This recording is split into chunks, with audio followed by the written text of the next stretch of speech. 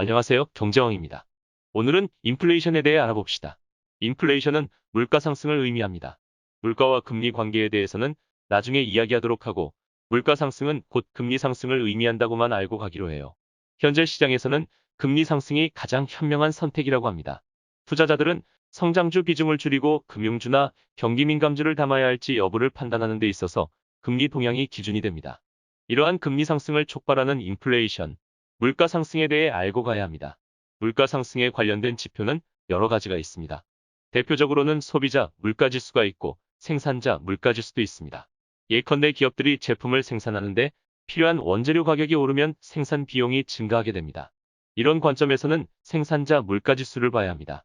생산자 물가지수가 상승하면 기업들 원가가 상승할 것이고, 이를 제품 가격을 올려서 소비자들에게 전가할 것입니다. 그럼 이때 소비자 물가가 상승하는 것이죠. 이렇게 생산자 물가지수와 소비자 물가지수는 연결되어 있습니다. 그럼 국민 경제 전체 입장에서 물가 상승률이 갖는 의미에 대해 알아봅시다. 한국이나 미국이라는 국가 단위로 물가 상승은 어떤 의미를 가질까요? 가장 먼저 정부 부채가 생각날 것입니다. 미국은 이미 GDP 대비 정부 부채가 100%를 넘어섰습니다. 엄청난 속도로 미국 정부 부채가 늘고 있죠. 한국도 재정이 건전한 편이지만 빚 증가 속도는 장난 아닙니다. 참고로 한국의 재정 건전성은 OECD 국가 중에 최고 수준이라고 합니다.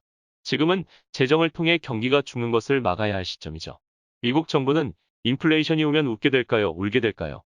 당신이 은행 빚을 잔뜩 지고 있는 채무자라면 인플레이션이 오면 엄청 좋은 소식입니다. 빚의 실질적인 가치가 확 줄어들기 때문이죠. 이 말이 무슨 의미일까요? 쉬운 말로 설명해 드리겠습니다. 30년 전에 라면 한 봉지에 약 100원이었습니다. 지금은 1000원이라고 칩시다.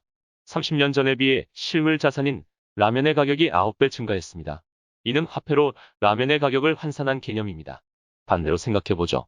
이젠 라면으로 현금을 산다고 생각해봅시다. 예전에 농사꾼들이 자신들이 재배한 물건을 들고 장에 가면서 돈을 사러 간다고 했습니다. 이 농사꾼들이야말로 아주 정확하게 말을 한 것입니다. 우리는 돈으로 라면을 삽니다. 그런데 상대방 입장에서 보면 라면으로 돈을 사는 것과 같습니다.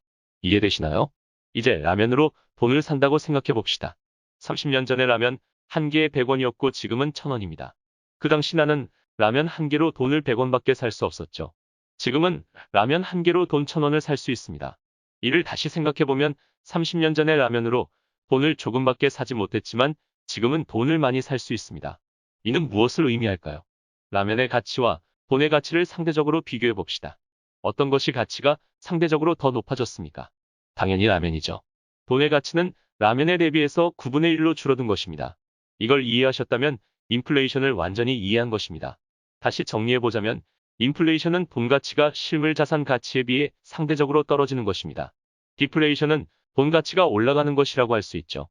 이제 돈을 빌린 사람 입장에서 생각해보죠. 돈 값어치가 확 떨어지면 돈을 빌린 사람들에게 좋습니다. 30년 전에 애들에게 세뱃돈을 1000원 줬다면 지금은 10,000원 줘야 합니다.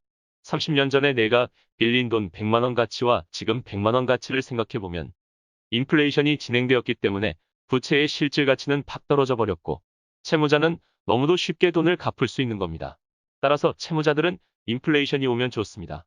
그래서 미국 정부는 당연히 인플레이션이 오고 미국 정부 부채 가치가 떨어지는 것을 좋아합니다. 연준과 미국 정부는 이구동성으로 인플레이션을 원하고 있습니다.